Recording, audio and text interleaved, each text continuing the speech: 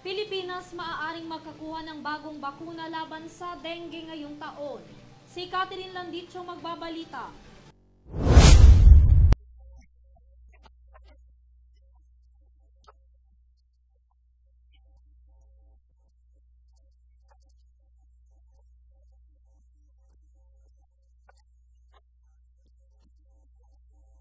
Sinabi ni Health Secretary Teodoro Herbosa noon na ito ay dahil nagdodoble ang DOH sa pagpigil sa mas maraming paglaganap ng dengue matapos ang unang kalahati ng taon na nakakuha ng 15% na pagtaas sa mga kaso ang bansa kumpara sa parehong panahon noong nakaraang taon.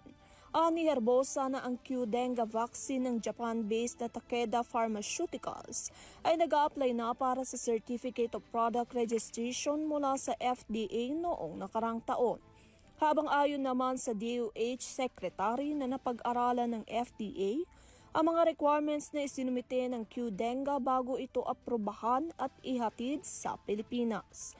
Samantala ang pagdami ng mga kaso ng dengue noong unang bahagi ng taong ito ay nagsimula bago pa man magsimula ang tag-ulan, na siyang nagtulak sa DOH na himukin ng publiko na magpatupad ng search and destroy na diskarte upang mapuksa ang mga pinagmumula ng lamok.